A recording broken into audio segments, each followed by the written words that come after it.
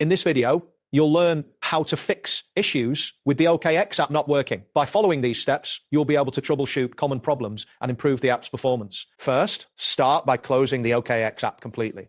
To do this, navigate to your device's app switcher. On most Android devices, you can access this by swiping up from the bottom of the screen or tapping the square button. For iPhones, swipe up from the bottom and pause in the middle of the screen. Locate the OKX app and swipe it off the screen to close it. Once closed, open the app again to see if the issue persists. If the problem continues, restart your phone. This process can take around 30 seconds and often resolves many minor app glitches. Simply hold down the power button until the option to power off appears, then confirm the action. Wait a moment for the device to turn off completely, then turn it back on. After the device restarts, open the OKX app to check if it is functioning properly. Next, check if there is an update available for the OKX app. Open the Play Store on Android or the App Store on iPhone.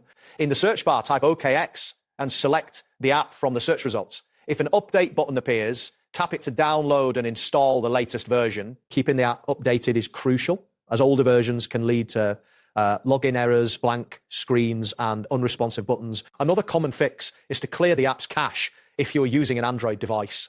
Access your device's settings and navigate to Apps. Scroll through the list to find OKX and select it. Then tap on Storage and look for the option labeled Clear Cache. Confirm your selection. After clearing the cache, open the OKX app again to see if the issue has been resolved. For iPhone users, the process is slightly different. You will need to delete the OKX app from your device and then reinstall it from the App Store. This method also helps to clear any stored cache. Lastly, check for any internet connection problems.